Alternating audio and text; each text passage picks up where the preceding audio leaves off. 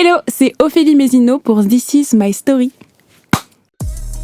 Ce samedi 4 mai, le département Guadeloupe et la Ligue guadeloupéenne de football vous invitent à entrer dans la fan zone à l'occasion des phases finales du tournoi international U16. Que vous soyez dans les gradins ou dans le village, vous allez vibrer au stade du Moule avec 8 matchs programmés et plus de 10 heures d'animation de 9h à 21h.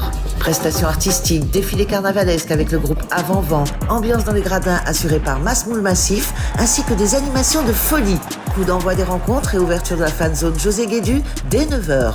Défiez-vous entre amis ou en famille avec les nombreux challenges prévus pour l'occasion. Soyez la meilleure équipe au tennis ballon. Montrez vos capacités techniques dans l'arène. Plongez dans l'univers du final soccer avec le casque VR ou encore affinez votre précision en vous illustrant au Challenge in the Box. À 20h, coup d'envoi de la grande finale qui dévoilera le nom du vainqueur de l'édition 2024. Cette grande fête du football sera clôturée par la cérémonie de remise des prix et les performances de Nico, Méties, Vijay Ben et Tikamji. Retrouvez plus d'informations sur les réseaux du département Guadeloupe. Salut Ophélie. Salut. Comment tu vas ? Très très bien. Et toi ? Super, content qu'on fasse cette émission ensemble. Moi aussi également, vraiment. Après toutes les belles actualités que tu as en ce moment. Oui, tout se passe très bien. Je suis très contente de ce qui se passe en ce moment. Tu fais l'aller-retour souvent du coup entre Paris, Guadeloupe, La Réunion également. J'avais une petite chose que tu avais récemment publiée. Tu disais que tu avais toujours ce déchirement chaque fois que tu quittais la Guadeloupe. C'est vrai que comme je suis réunionnaise et guadeloupéenne, donc à chaque fois on me demande de choisir, mais c'est pas possible. Voilà, mon cœur il est vraiment découpé en deux. Et quand on est jeune, je pense que là je suis dans mon année de mes 25 ans, je suis partie depuis que j'ai 18 ans. Je pense que quand on est jeune, on est dans l'effervescence de parisienne, on revient dans en France hexagonale, on est trop content, on rencontre plein de monde, etc. Et souvent, l'été, on revient, mais c'est pas qu'on revient un peu sans énergie, mais voilà, on n'est plus aussi motivé de retourner à la maison. Moi, j'ai eu cette période-là parce que j'étais à fond dans le travail. Non pas parce que j'aimais pas mon île, mes îles, mais parce que j'étais tellement concentrée dans le travail, j'étais tellement en mode il faut que je fasse du business, il faut que je rencontre du monde, etc. que quand je rentrais en Guadeloupe, j'étais un peu en mode j'avance un peu au ralenti. Et en fait, j'ai décidé de changer un peu mon mindset par rapport à ça. Et après, je pense que c'est l'âge aussi, à force avec les années.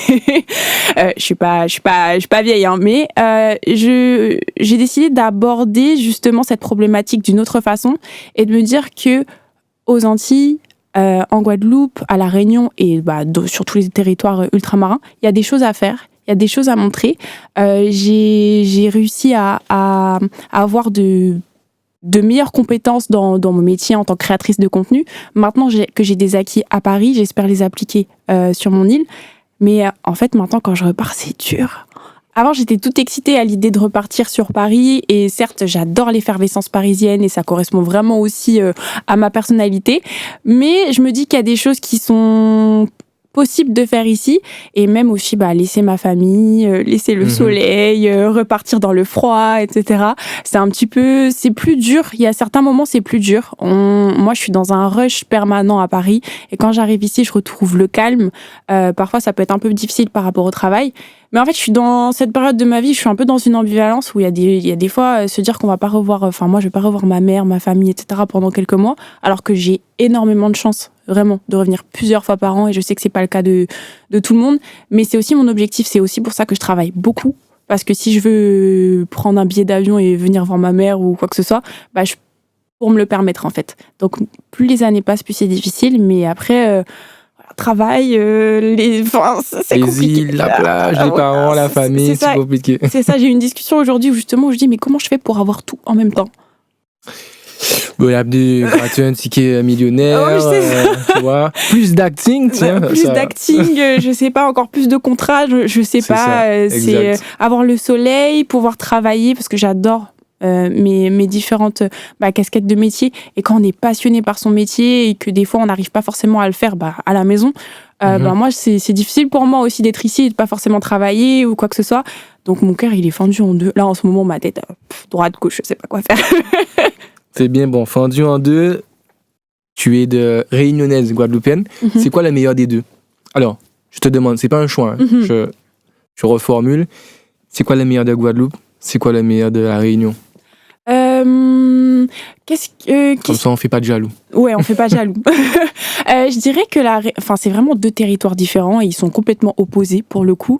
La force de la Réunion, je pense que c'est la multiculturalité de la Réunion, c'est-à-dire qu'à la Réunion, il y a toutes les ethnies, toutes les religions et c'est une culture en fait qui est tellement riche et diverse. C'est-à-dire que tout le monde cohabite ensemble, toutes les religions cohabitent ensemble et je dirais que c'est parmi les voyages que j'ai déjà faits, j'ai jamais vu ça autre part. Et je trouve que c'est une île où le vivre ensemble, et c'est le slogan en fait, en plus de la Réunion, où le vivre ensemble prime, et je trouve ça extraordinaire, malgré le fait qu'ils ont aussi des paysages magnifiques, voilà. Et après, la Guadeloupe, c'est un autre territoire qui a d'autres qualités en termes de tourisme. On est très très fort, notre culture elle est très forte, et notre histoire aussi.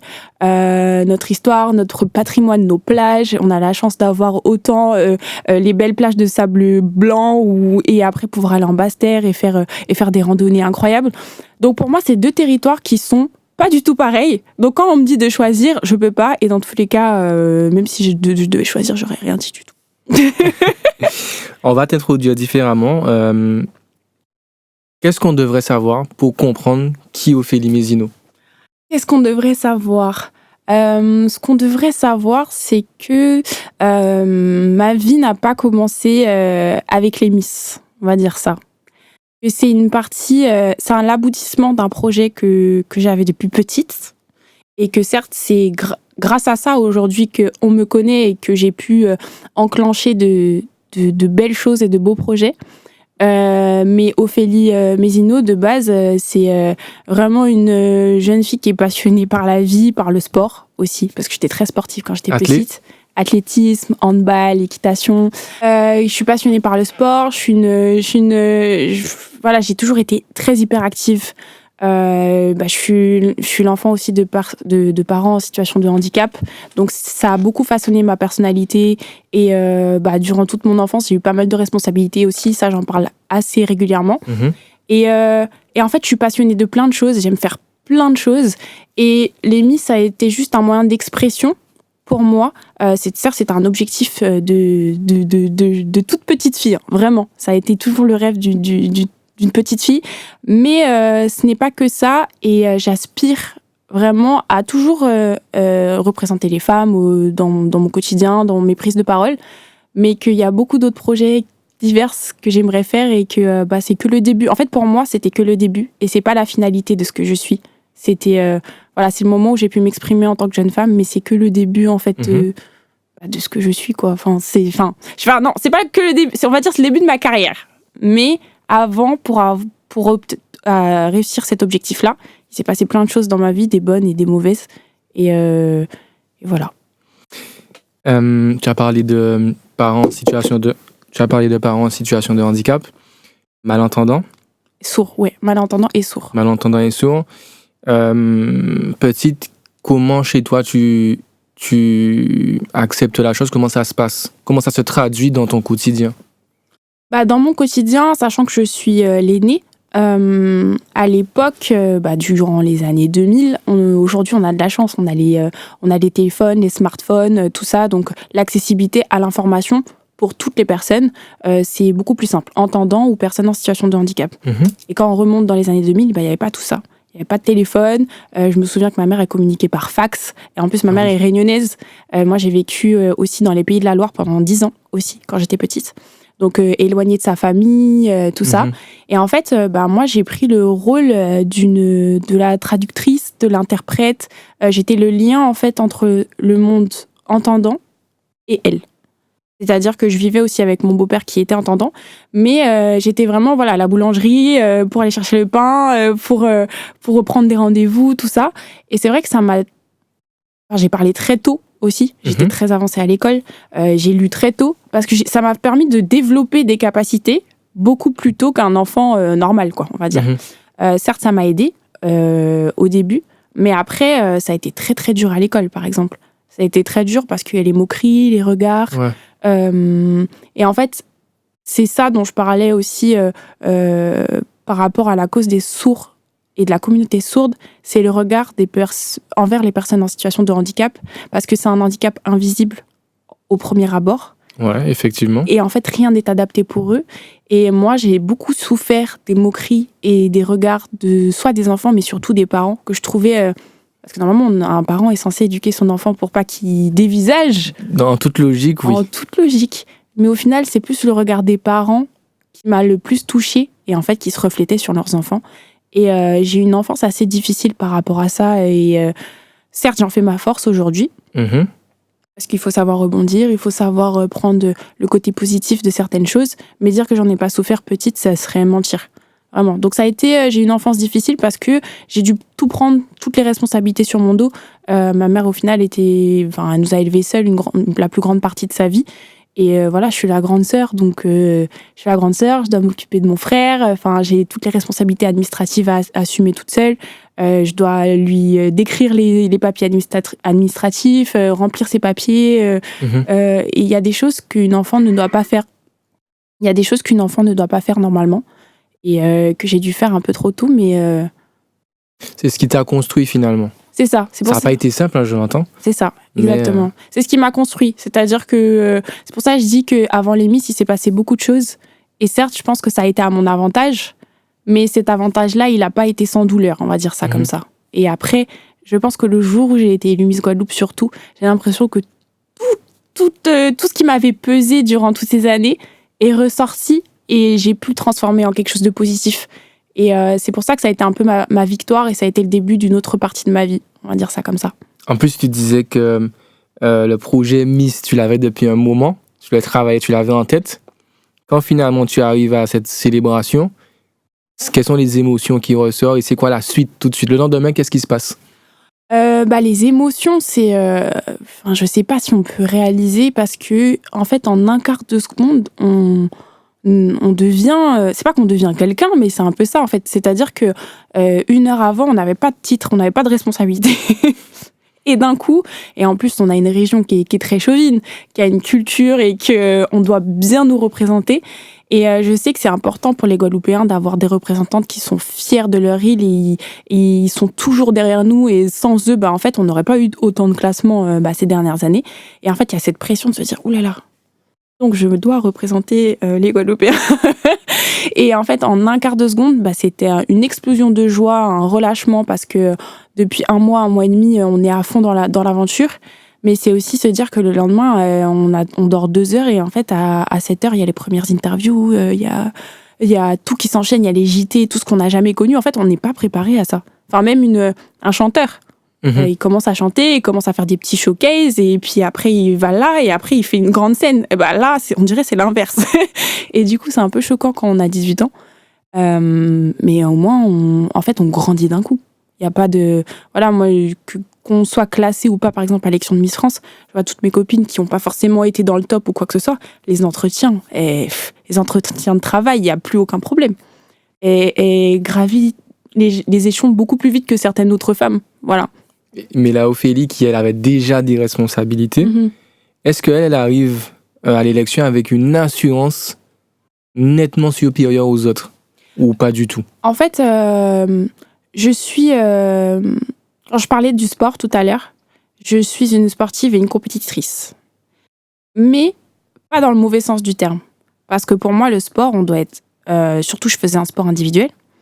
Mon objectif, certes, c'était d'arriver à première à la course, mais mon objectif, à chaque fois, c'était de faire mieux que ce que j'avais fait la dernière fois. Ok. Du coup, j'ai abordé la compétition, pas comme une course de 50 ou de 100 mètres comme je faisais l'habitude, mais vraiment comme un marathon. Et je l'ai pas... J'avais des difficultés par rapport aux autres sur certains points, par exemple, dans mon développement pendant l'aventure. Mais mon objectif, c'était pas du tout de faire mieux qu'elle. Mon objectif à chaque fois, c'est que le pas de begin que j'ai raté la dernière fois, alors je sais qu'un tel ou un tel, elle est meilleure que moi, mais il faut que je réussisse, moi. Et en fait, j'ai pas abordé les filles comme des compétitrices, comme des adversaires, vraiment en mode je dois te dépasser toi, parce que en fait, je parle pas forcément par rapport à elle, mais en fait, il y a quelqu'un, il peut être à un certain niveau. Si tu réfléchis au fait de juste la dépasser elle, alors que toi, tu peux aller beaucoup plus haut, en fait, tu te limites déjà. Tu te limites. Donc, non, je suis arrivée tranquillement dans la compétition et mon but, c'était de progresser moi au quotidien. Et rien n'est fait. Enfin, moi, je me suis jamais dit, en fait, tu vas gagner 100% cette aventure par rapport aux autres. Jusqu'au plateau, jusqu'au direct, je savais que tout pouvait basculer pour moi ou contre moi. Donc non, il faut aborder cette compétition avec humilité parce que tout peut se passer. Et les gens qui disent, de toute façon, toi, t'avais été choisie à l'avance. Pas du tout, les amis, pas du tout.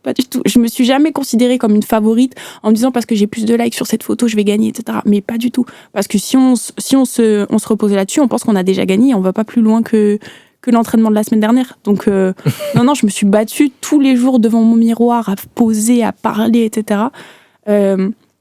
J'avais des acquis dans certaines choses, mais j'avais plein de choses sur lesquelles je devais travailler et du coup, je me suis attelée à vraiment travailler tous les points que je pouvais pour être la meilleure version de moi-même le jour J. Tu parles beaucoup de sport. Mm-hmm. Ça a eu une belle place dans ta vie. Je ne sais pas si tu en fais toujours. Mm-hmm. Quelles sont les valeurs finalement que le sport individuel t'aura apporté? Justement, les valeurs que le sport individuel m'a apportées, surtout un sport comme l'athlétisme où en fait il n'y a pas de limite dans la performance, je dirais. Souvent dans les sports collectifs, j'ai aussi fait du sport collectif. Le but dans un sport collectif, c'est par exemple un match de handball, c'est qu'à la fin du match, certes tu te donnes à fond, mais c'est que tu sois pas épuisé et que tu t'entraînes justement pour que ton cœur il tienne tout le match. Alors que en athlétisme, il n'y a pas de limite dans la progression et le but c'est justement de faire mieux que la prochaine fois. Et c'est comme ça que j'aborde toutes les choses de ma vie en fait. Et le sport, ça m'a appris la patience, la persévérance et je sais que dans la douleur, on peut progresser parce que les coachs en athlétisme en Guadeloupe, on rigole pas. On n'est pas, c'est Guadeloupe terre de champions, mais c'est pas pour, on sait pourquoi.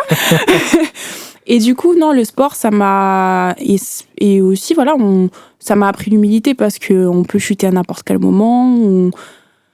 Je pense que les valeurs du sport, elles s'appliquent dans la vie de tous les jours et que sans le sport, j'aurais pas été aussi celle que je suis aujourd'hui. Vraiment.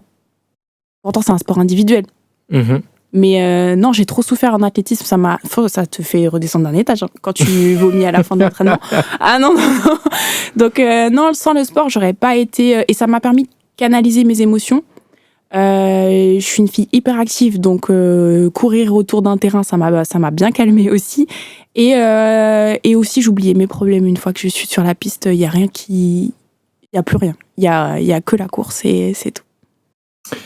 Après l'élection, dans ta nouvelle vie, on te connaît en tant que modèle, actrice, créatrice de contenu. Comment s'articulent les journées d'Ophélie? Alors, les journées d'Ophélie, j'aimerais qu'elles durent un peu plus... J'aimerais avoir 48 heures dans une journée, plutôt que 24, mais ça, c'est pas possible. C'est vrai que j'ai été... après l'élection de Miss Monde, c'était l'année du Covid. Donc, c'était une année un petit peu floue pour moi, où j'ai dû vraiment me recentrer et savoir vraiment ce que je voulais. Donc, j'ai repris mes études en école de commerce. De base, je viens d'un parcours scientifique. J'ai repris mes études en école de commerce, justement pour améliorer mes compétences dans la création de contenu, marketing, négociation, tout ça. Et après, j'ai repris mon métier de mannequin de manière professionnelle parce que j'étais déjà modèle photo. Mais sauf que quand on est mannequin, faut être signé en agence, c'est régi par des lois, etc. Donc, je suis rentrée en agence à Paris et ensuite à travers l'Europe. Et en fait, mes journées, même si maintenant, aujourd'hui, je prends plus le temps, elles s'articulent différemment entre l'école, il y a quelques années, l'école, le début du mannequinat à Paris, c'est-à-dire qu'il faut être disponible tout le temps, à n'importe quelle heure. On m'appelle à 23h, à 7h, il faut que je sois en shoot.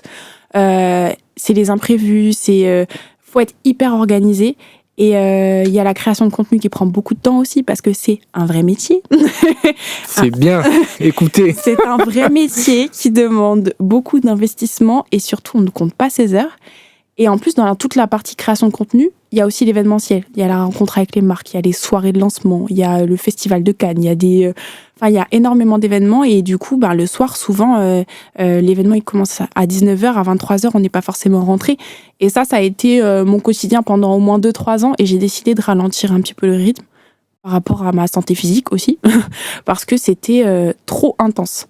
Maintenant, je sais le mannequinat. En fait, je me suis dit, faut que je le fasse maintenant parce que au bout d'un moment, on a une date de péremption les mannequins, il faut savoir. Donc, je me suis dit, je profite à fond. La création de contenu, ça m'a permis de rencontrer plein de monde à Paris. Et maintenant, j'essaie de ralentir le rythme parce que je pense qu'à un moment donné, ma passion, elle a pris tellement le dessus. Ça m'a impacté mentalement et physiquement.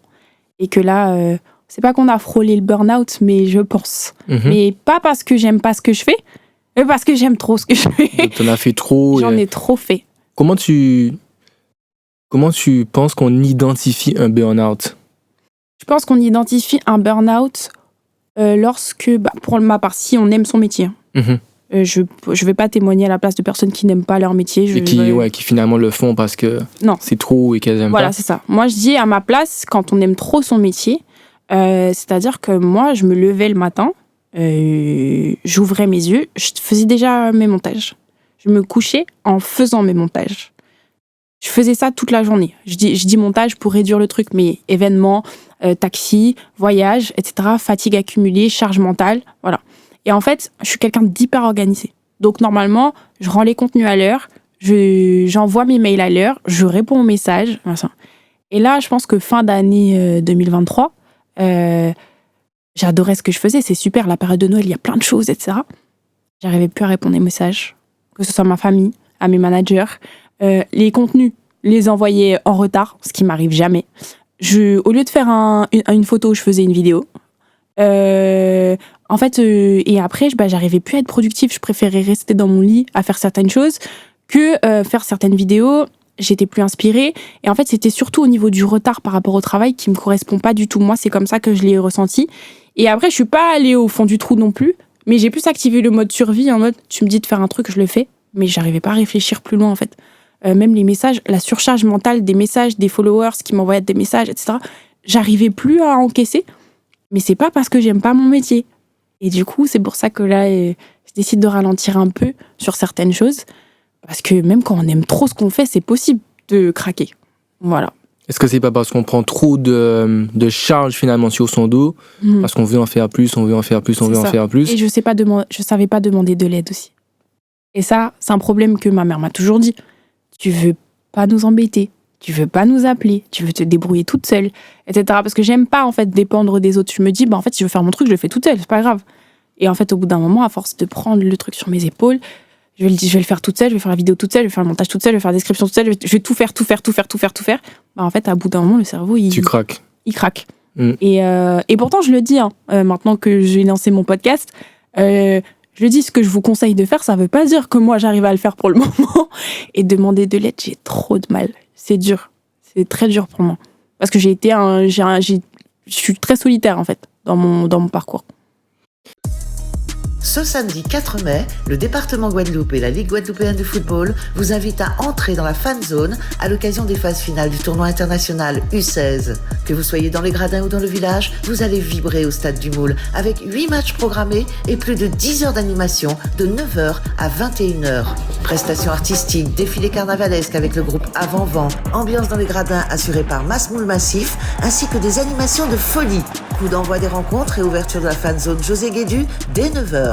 Défiez-vous entre amis ou en famille avec les nombreux challenges prévus pour l'occasion. Soyez la meilleure équipe au tennis ballon. Montrez vos capacités techniques dans l'arène. Plongez dans l'univers du final soccer avec le casque VR ou encore affinez votre précision en vous illustrant au Challenge in the Box. À 20h, coup d'envoi de la grande finale qui dévoilera le nom du vainqueur de l'édition 2024. Cette grande fête du football sera clôturée par la cérémonie de remise des prix et les performances de Nico, Méties, Vijay Ben et Tikamji. Retrouvez plus d'informations sur les réseaux du département Guadeloupe. Pour revenir sur le côté modèle, est-ce qu'il y a un shoot, j'en ai dû en faire tellement, est-ce qu'il y a un shoot en particulier qui t'a marqué? De par la direction artistique, le style, la tenue. Est-ce qu'il y en a un qui t'a marqué? Moi, j'en ai un en tête. C'est vrai? Ouais. Attends, parce qu'il y en a eu beaucoup. Après, j'ai pas tout fouillé. C'est que j'ai regardé, j'ai swipe. Et j'en ai vu un, je me suis dit, wow, celui-là, il est lourd. En fait, il y en a un qui m'a marqué, non pas dans son extravagance, mais justement dans sa simplicité, c'est ça le luxe aussi. C'est que des fois, on pense qu'on veut faire beaucoup pour faire bien. Et en fait, des fois, dans la simplicité aussi, il y a beaucoup d'émotions qui se traduisent. Et c'est une campagne que j'avais fait avec un couturier japonais, Issey Miyake, je ne sais pas si vous connaissez. L'homme plissé, c'est tous les vêtements qui sont très plissés avec des formes très amples. Et en fait, dans la mode, on dit souvent les mannequins, vous êtes hyper maquillés, hyper retouchés, etc. Et en fait, là, dans la simplicité du shoot, je trouvais qu'il se dégageait une émotion tellement douce et on était un groupe. Et en fait, on s'amusait à danser pour faire nos photos, mais danser, avoir des mouvements très amples, etc. Et je me souviens que ça m'avait marqué parce qu'ils essayaient de transmettre une émotion. Et l'émotion et justement, je trouve que des fois, on peut associer une émotion à une marque. Yves Saint Laurent, c'est la femme qui est très déterminée, qui a des coupes très droites, etc.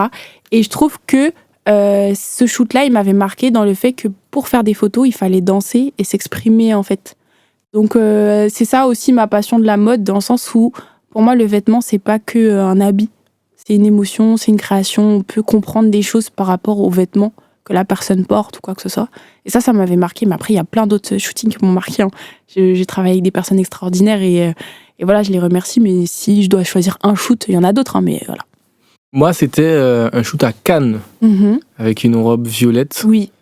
Et je sais pas, pour moi, j'ai une impression de force, de puissance quand je vois la photo que j'ai en tête. Comment toi, tu expliquerais cette... je sais pas, c'est comme si... bon, je suppose que ça fait quelques années déjà. Non, c'était l'année dernière. C'était l'année dernière. Ouais. Je vois une femme, mais vraiment, tu vois, dominante sur cette photo-là. Comment tu expliques ça? C'est la coupe de la robe? Ouais, en fait, je pense que c'est le tout. Et que ce jour-là, en fait, j'ai décidé que... voilà, on sait que c'est bête, c'est parti d'une coupe de cheveux. Parce que vous savez que j'ai un afro. Et là, tu vois, j'ai l'impression qu'il était plus dominant. Oui, parce que j'ai... Plus volumineux que d'habitude. Non, mais parce que je l'ai pimpé, il y avait aussi des extensions, il y avait aussi des professionnels. Donc voilà, je sais pas combien de personnes j'avais sur ma tête. Mais en fait, je me suis dit, que ce soit au cinéma, à la télé, dans les magazines, même si maintenant ça va beaucoup mieux, on n'est pas assez représenté sur ce type d'événement. Et encore moins notre texture de cheveux. Alors moi, je juge absolument pas les femmes qui veulent lisser leurs cheveux. Alors je suis pour que les femmes puissent porter les coiffures qu'elles veulent, si elles veulent se lisser les cheveux, se défriser les cheveux. Franchement, c'est pas un sujet. Je pense qu'on dit un peu trop aux femmes noires de ce qu'elles doivent faire de leurs cheveux. Laisser les femmes faire ce qu'elles veulent. Mais moi, ayant les cheveux naturels, je me suis dit, en fait, au Festival de Cannes, on voit pas nos cheveux. Souvent, en fait, pour des grands événements, on va vouloir les lisser, on va vouloir les mettre en chignon, alors que là, je me suis dit, il faut qu'on les voit. Et donc, c'est pour ça que je me suis dit, il faut me faire le plus gros afro possible. Parce que je veux qu'on voit nos cheveux sur le tapis. Et après, évidemment, dans un sens de... pour que le look soit cohérent, il fallait pas que la robe fallait que la robe soit aussi volumineuse. Et je me souviens que ce look avait fait le tour. Enfin, je dis pas le tour de la planète, mais presque. Et j'ai l'impression, mais vraiment, mais j'étais carrément submergée par ce qui s'est passé. C'est-à-dire que moi, j'étais à Cannes, j'ai eu une crise de larmes parce que je me suis dit, mais qu'est-ce qui se passe? Je comprends pas mais du coup, j'étais très fière de savoir que, en fait, il faut oser. Il faut oser. Ce jour-là, j'ai osé. Et j'ai osé montrer que, nos cheveux ont totalement leur place dans des événements internationaux. Et voilà, faut qu'on se montre. Récemment, avant qu'on parle du podcast, on t'a vu dans la série Lupin, aux côtés de Marcy. Parle-nous de cette expérience. Qu'est-ce que ça t'a fait d'être aux côtés de ce grand homme? En fait, c'était assez choquant. Pourquoi? Parce que je me souviens emmener l'un de mes frères, un mois avant, voir un des films d'Omar Sy, Tirailleurs, je crois. Ouais. Et je regarde, je suis au cinéma, admirative, Omar Sy, une personnalité que j'aime beaucoup. Et je me suis dit, ça doit être quand même incroyable de pouvoir tourner avec lui. Mais voilà, dans mon insouciance, ça va, super. Et en fait, un mois après, on m'appelle et c'est vraiment le fruit du hasard parce que normalement, mon rôle, il n'était pas prévu dans la série.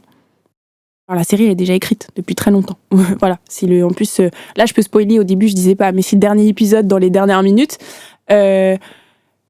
Et pour moi, voilà, certes, j'allais prendre des cours d'acting, c'était dans mes projets, voilà, mais je pensais pas que ça allait arriver, en fait, du jour au lendemain, parce qu'on m'a appelée une semaine avant.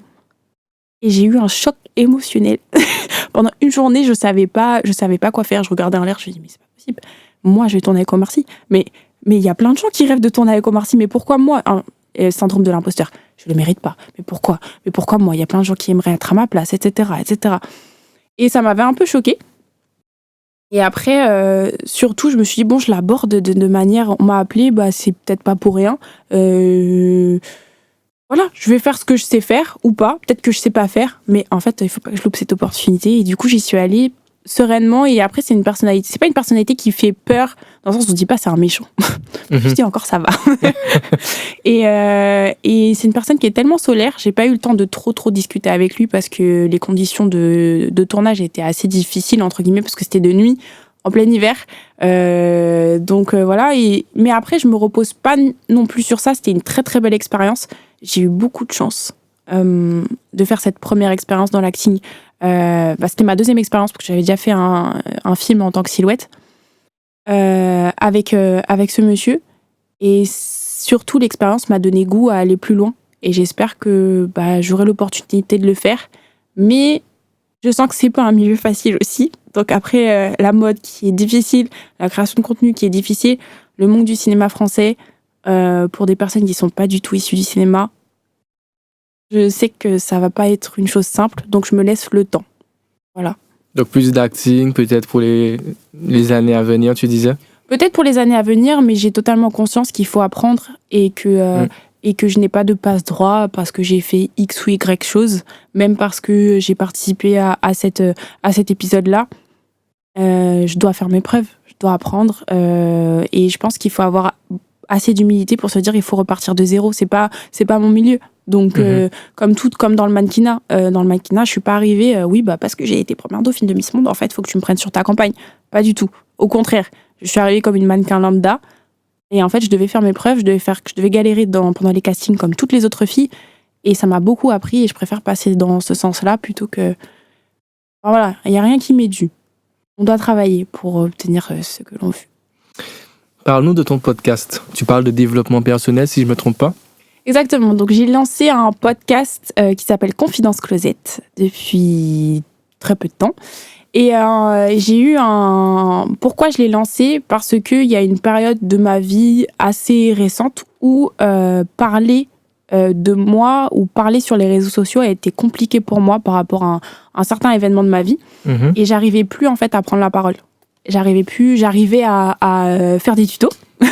J'arrivais à faire des voix off, mais j'arrivais plus à parler de moi, j'arrivais plus à conseiller les autres. Pourtant, je suis quelqu'un, j'adorais partager des messages encourageants, positifs au quotidien. C'était un truc que je m'attelais à faire quotidiennement pour envoyer des bonnes énergies, des good vibes à mes abonnés.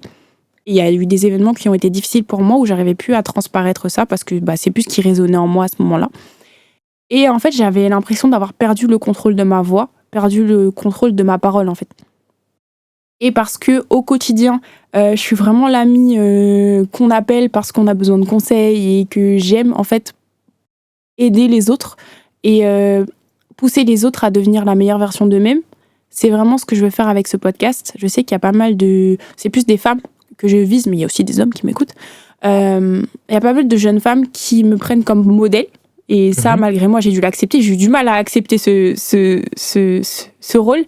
Mais du coup, vraiment leur dire que y a rien qui est impossible dans la vie. Et ce que moi, je sais, ce que j'ai appris par rapport à tout ce qui s'est passé, je veux le retransmettre. Et même si c'est 5 personnes qui m'écoutent, si c'est à 5 personnes chez qui ça résonne, ça me va en fait. Et ça me fait du bien. Je dis pas que c'est ma thérapie, mais on dirait un peu, je lâche un peu tout ce que j'ai appris, ou mes douleurs, ou mes expériences bonnes ou mauvaises. Et voilà, si ça fait du bien à certaines personnes, ça me va. Et du coup, on parle de développement personnel, surtout chez la femme, et aussi ce rapport de confiance en soi, estime de soi, et aussi à travers la mode et la beauté. Parce que je sais que moi, ça m'a permis de m'affirmer, le vêtement, le style, et que c'est pas uniquement superficiel. Ça a un impact chez les femmes, chez les hommes. Le style, le look, tout ça, c'est quelque chose qui peut nous impacter positivement. Du coup, comment combiner tout ça pour essayer de devenir la meilleure version de soi-même. C'est ce que j'essaie de transmettre à travers ce podcast. Tu as une citation que tu as mise, mais je suis désolé, je ne me rappelle pas. Oui. Mais je vais te poser la question, pour nous qui sommes créateurs de contenu également, quand on fait face à la critique, comment ne pas le prendre personnellement et continuer d'avancer? Je te prends mon cas à moi, qui jusqu'à, je pense, récemment, était foudroyé par tous les rares mauvais commentaires que j'avais. Et j'ai en mémoire mon interview avec Indira, où j'y vais, mais j'ai un pantalon déchiré. Ce jour-là, j'étais pas coiffé et tout. Et là, j'ai dû me manger 2 commentaires, mais j'avais envie de rentrer dans un trou. Parce que les gens disent, ouais, mais c'est qui ce SDF, etc. Mais des trucs hyper violents, tu vois. Et je me dis, vous qui êtes vraiment au devant de la scène constamment, comment faire abstraction de ce genre de message? Je pense que concernant les Miss, par rapport à ce sujet-là, je dirais pas qu'on rentre dans un déni, mais un petit peu. Je pense que je vais t'expliquer après comment le processus dans lequel on rentre, mais je pense qu'on va pas se mentir, je pense qu'il y a des moments où on se met des voiles, même dans la rue, hein, parce que souvent on est des grandes femmes. Donc en fait, il y a des moments où on coupe, on regarde plus. Et en fait, moi, on regarde plus les commentaires, on regarde plus comment les gens nous regardent. Donc en fait, on essaye de faire en sorte que tout ce que les gens nous disent ou comment ils nous perçoivent, ça nous impacte pas. Ça, c'est quelque chose. Premièrement, ce qui s'est passé pour moi pour éviter que ce genre de choses m'atteignent, le lendemain de mon élection, j'ai été élue un 4 août. Le 5 août, j'ai coupé toutes mes notifications. Donc ça fait 6 ans. 6 ans ? Oh, pardon.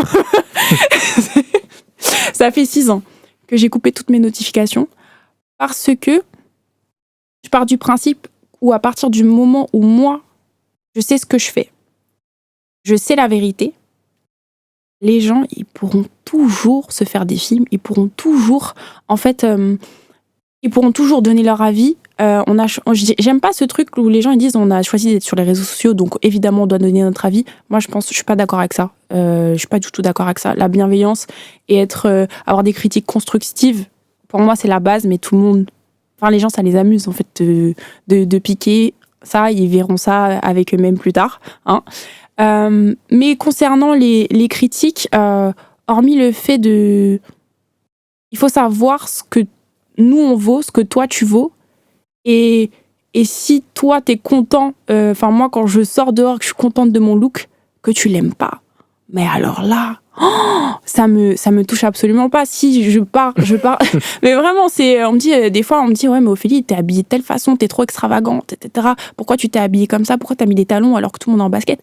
Mais c'est pas ton problème. C'est vraiment, en fait, je pars du principe où à partir du moment où je suis alignée avec moi-même, où je suis contente de moi, je suis contente de mon look, je suis contente de mon apparence, je suis contente des mots que j'ai pu prononcer, par exemple en interview ou quoi que ce soit.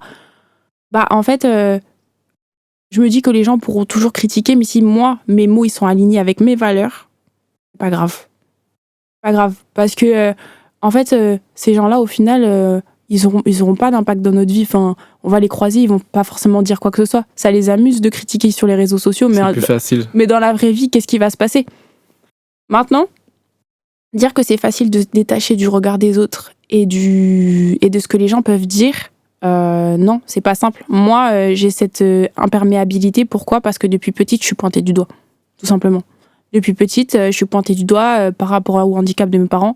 Depuis petite, on me regarde mal par rapport soit à l'époque, j'habitais en France hexagonale, donc voilà, j'étais la seule métisse du village, donc catastrophique. En fait, j'ai eu l'habitude qu'on me critique. Donc, dire que c'est pas par habitude, je pense que c'est par habitude. Maintenant, les conseils, hormis couper les commentaires et se dire que toi, que tu sors de chez toi, tu te trouves beau gosse et que ce que tu as dit, c'est pertinent. Voilà, je pense qu'après, les gens, il y aura toujours... Comprendre qu'il y aura toujours des gens malveillants. À partir du moment où j'ai compris que la méchanceté existait, moi, je fais abstraction maintenant. Mais j'ai mis du temps à comprendre qu'il y avait vraiment des gens méchants. C'est un truc très bête, hein. Pourtant, j'ai 25 ans. Je me dis, mais il n'y a pas si longtemps, je me dis, mais il y a des gens qui sont foncièrement méchants. Qui vivent pour ça, ouais. qui vivent pour ça. Et je pensais pas que c'était possible. Parce que quand je m'adresse à quelqu'un, j'estime que, hormis, et même si la personne me pique, je suis pas dans la méchanceté. Je me dis, mais je te laisse faire ton chemin, j'ai pas le temps. Enfin, fais tes trucs. Et j'ai mis du temps à comprendre que les gens pouvaient être méchants. Et une fois qu'on accepte ça, C'est mieux. voilà. Et on répond pas. Et puis au pire, on bloque. J'ai préparé quelques questions Attends, auxquelles tu devras répondre. Oui. En un mot, le plus vite possible. Tu es prête? Je suis prête. Ton plat préféré de Guadeloupe? Un mot. Quoi? Mais si le plat, il y a plusieurs mots. Dombré et Ouassou. Celui de la Réunion? Attends. Je sais pas. Caribichique. Ok. Ta réaction si quelqu'un te demande de toucher ton afro?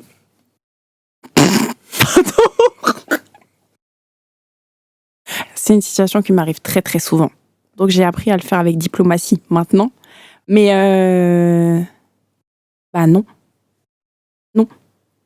Je te garantis que ta réaction, ton fouillage, on l'avait anticipé. C'est vrai? Au départ, je te jure. Pourquoi? Je continue. Un mot pour décrire ta rencontre avec Omar Sy. Inspirante. C'est tout.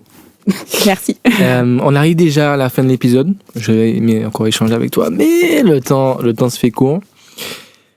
Dernière question. C'est quoi ta définition de la réussite, Ophélie? Belle question, ça. La définition de la réussite, elle est propre à chacun.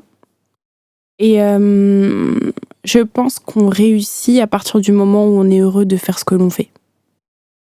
Il n'y a pas de définition de pour réussir, il faut être riche. Pour réussir sa vie, il faut avoir des enfants. Pour réussir sa vie, il faut être marié. Pour réussir sa vie... Je trouve que ce type de définition, ça date un peu de l'ancien temps. Et à partir du moment où... Moi, je pense qu'on réussit à partir du moment où on est vraiment heureux de faire ce que l'on fait et on en vit aussi, si possible. Pour moi, la réussite, c'est... je suis contente de me lever le matin. Et je suis contente d'avoir soit travaillé ou ma journée s'est très bien passée. Et si je me couche en paix le soir, pour moi, la réussite, c'est la paix. En fait, c'est ça. Pour moi, la réussite, c'est la paix. C'est-à-dire que tu es en paix dans ton travail. Si tu es en couple, t'as la paix dans ton couple. Si t'as, dans ta famille, s'il n'y a pas de problèmes familiaux ou quoi que ce soit. Faut pas trop rêver non plus. Tout peut pas se passer comme ça parfaitement à chaque fois. Mais moi, ma définition de la réussite, c'est est-ce que mon travail me plaît? Oui. Est-ce que j'en vis? Oui. Est-ce que ça me permet de me coucher sur mes deux oreilles tous les soirs? Oui. Est-ce que je suis heureuse? Oui. Mais ça c'est dans tous les domaines. Et est-ce que j'ai la santé aussi? Voilà. Pour moi, c'est ça ma définition de la réussite. Et c'est pas que l'argent, et c'est pas que le match vu, et c'est pas... Voilà. Ouais, je pense que c'est ça. Bon, tu as compris, tu reviendras pour qu'on parle de création de contenu vraiment. D'accord. Dans les détails. Ok. Merci Ophélie. Merci à toi. À bientôt. Ce samedi 4 mai, le département Guadeloupe et la Ligue guadeloupéenne de football vous invitent à entrer dans la fan zone à l'occasion des phases finales du tournoi international U16. Que vous soyez dans les gradins ou dans le village, vous allez vibrer au stade du Moule avec 8 matchs programmés et plus de 10 heures d'animation de 9h à 21h. Prestations artistiques, défilés carnavalesques avec le groupe Avant-Vent, ambiance dans les gradins assurée par Mass Moule Massif, ainsi que des animations de folie. Coup d'envoi des rencontres et ouverture de la fan zone José Guédu dès 9h. Défiez-vous entre amis ou en famille avec les nombreux challenges prévus pour l'occasion. Soyez la meilleure équipe au tennis ballon. Montrez vos capacités techniques dans l'arène. Plongez dans l'univers du final soccer avec le casque VR ou encore affinez votre précision en vous illustrant au Challenge in the Box. À 20h, coup d'envoi de la grande finale qui dévoilera le nom du vainqueur de l'édition 2024. Cette grande fête du football sera clôturée par la cérémonie de remise des prix et les performances de Nico, Méties, Vijay et Tikamji. Retrouvez plus d'informations sur les réseaux du département Guadeloupe.